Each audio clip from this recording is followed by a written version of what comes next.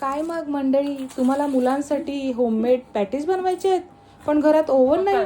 काही हरकत नाही, आज मी तुम्हाला कुरकुरीत असे पॅटीस बनवून दाखवणार आहे, तेही विदाउट ओव्हन. तर बाजारात छान असे मटार आलेले आहेत. आपल्याला घ्यायचे आहेत मटार, आलं, लसूण, मिरची आणि कोथिंबीर याची जाडसर पेस्ट करून घ्यायची आहे. आता इथं पॅनमध्ये घेतलेलं आहे तेल. तेल गरम झालं की त्याच्यामध्ये घालायचं आहे जिरं, कुटलेले धने आणि कुटलेली बडीशोप, थोडासा हिंग घालायचा आहे, छान परतवून घ्यायचं आहे. आता त्याच्यामध्ये बारीक चिरलेला कांदा घालायचा आहे. कांदा ट्रान्सपरंट झाला की त्याच्यामध्ये पाव चमचा हळद, 1 चमचा आगरी मसाला आणि पाव चमचा गरम मसाला पावडर घातलेले आहेत.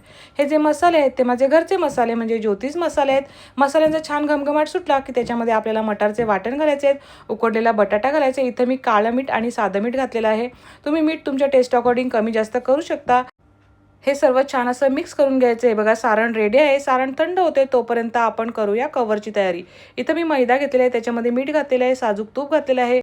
पिठाळा तूप छान चोळून घ्यायचं आहे. बघा अशी मूठ पडली पाहिजे. आता थोडं थोडं पाणी घालून घट्ट गोळा तयार करून घ्यायचा आणि झाकून द्यायचं आहे. इथं मी साठा तयार केलेला आहे. जेवढं तूप आहे तेवढं कॉर्नफ्लॉवर घातलेलं आहे. तुम्ही मैदाही घालू शकता. छान असा साठा तयार करून घ्यायचा. एका पोळीला साठा लावून घ्यायचा, पुन्हा त्याच्यावर दुसरी पोळी ठेवायची, पुन्हा साठा लावायचा. अशा मी 5 पोळ्या ठेवलेल्या आहेत, त्याच्यावर साठा लावून घेतलेला आहे. दोन्ही साईडनं दुमडून घ्यायचं आहे, पुन्हा साठा लावायचा, पुन्हा फोल्ड करायचा, पुन्हा साठा लावायचा. ह्याची पोळी लाटून घ्यायची. चारी साईडनं कडा कट करून घ्यायच्या, मधून पण आपल्याला कट करायचं आहे. आणि प्रत्येक पार्टवर आपल्याला जे सारण बनवलं होतं आपण ते टाकायचं आहे. हे बघा अशा पद्धतीने फोल्ड करून घ्यायचं आहे. तुम्ही बघू शकता मी पॉकेट शेप दिलेला आहे. तुम्हाला पाहिजे असेल तर तुम्ही ट्रायंगल शेपही देऊ शकता.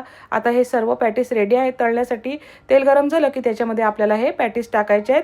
एका साईडने छान फ्राय झाले की आपल्याला ते फ्लिप करून घ्यायचे आहेत. दोन्ही साईडनं आपल्याला छान असे अलटून पालटून क्रिस्पी होईपर्यंत फ्राय करून घ्यायचे आहेत. तुम्ही बघू शकता याचे पदर छान सुटले गेले आहेत.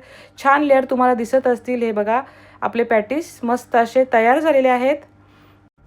तुम्ही ही रेसिपी नक्की ट्राय करा. तुमच्या मुलांना नक्कीच आवडेल. तुम्ही बघू शकता छान असे पदर सुटलेले आहेत. दिसायला खूप छान असं क्रिस्पी दिसत आहे. आता तुम्हाला मी हे तोडून दाखवते. हे बघा आवाजावरूनच तुम्हाला समजेल की हे किती क्रिस्पी आहे.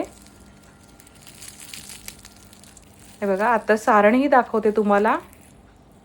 तर असे हे आपले मटारचे पॅटीस तयार झालेले आहेत. तर तुम्हाला माझी याची रेसिपी कशी वाटली? जर तुम्हाला माझी याची रेसिपी आवडली असेल तर माझ्या व्हिडिओला लाईक, शेअर, फॉलो, सबस्क्राईब करायला विसरू नका. धन्यवाद. पता है, पता है।